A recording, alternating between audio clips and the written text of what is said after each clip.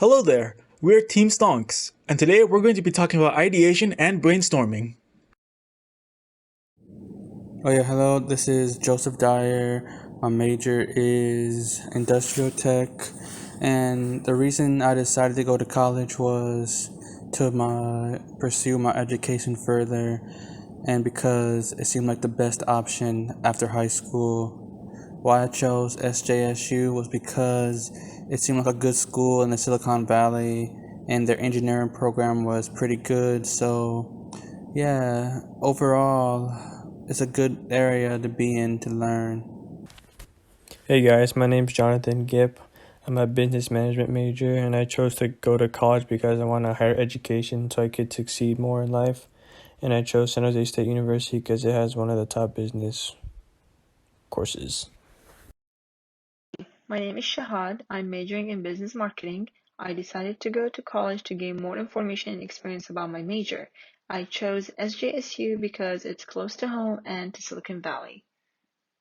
Hi guys, my name is Xiaowei He, and you can go by Annie, which is easier to call. My major is business accounting, and I'm planning to get a minor major, which is economic.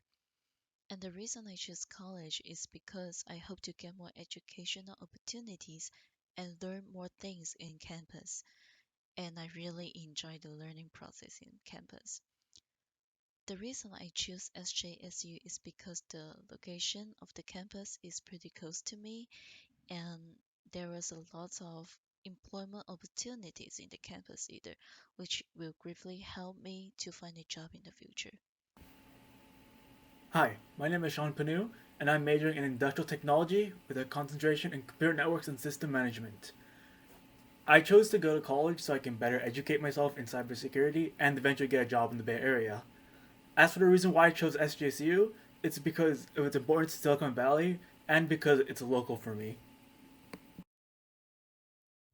First off, I will introduce ideation, also known as idea generation, which is the creative process of generating, developing, and communicating new ideas. This can be either visual, abstract, or concrete. And the cycle of ideation goes through define the problem, research and study your problem, test solutions, prototyping, and creating and refining those things. Also, make it deliverable and creating the final project. The next slide will go into more depth on the general idea and explore the template around the idea. Next, I will introduce the use of ideation in the real world. First of all, it can be used for generation, which can be broken down into various levels and split between consumer insights and core competencies, and also used in surveys and focus group for research purposes to create new ideas. Next would be selection, when the ideas are selected before the ideation process starts. This criteria is pre-decided beforehand, and then the ideas are labeled and tagged and split apart. Next would be the implementation of those ideas, where they gather up the top ideas and put them together and create the right workflow for those ideas. Then the new ideas are accepted from the outside. This essentially can be split into four parts, which is to analyze it, to measure it, to implement it, and to target it to create the whole template for the ideation process. The main aim for ideation is to use creativity and innovation to develop solution. In order for a team to do their best in solving a problem, they need to look beyond the usual methods. According to a design thinking process created by Stanford City University, ideation is the mode of the design process in which you concentrate on idea generation. This can be done by using the design thinking, which includes empathy, define, ideate, prototype, and test.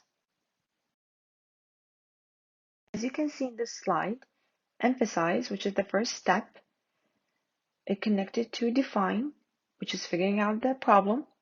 The third step is ideate, generating your idea. Prototype is the fourth step, creating and experimenting. And the last step is test, which is refining the product. All of these is connected as one loop, and one step cannot be done without the other. Yeah, this is big brain time. Brainstorming is the most common form of ideation, where the goal is to create as many ideas as you can, even if they sound just a little crazy. In groups, make sure to listen and talk to one another so you can build on top of your ideas. Because the more ideas you have, the merrier. No idea is a bad idea.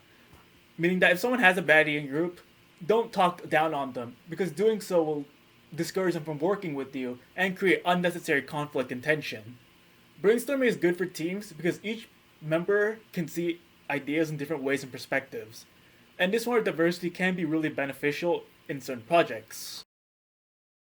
So, how we use our brainstorming? I give some tips for you.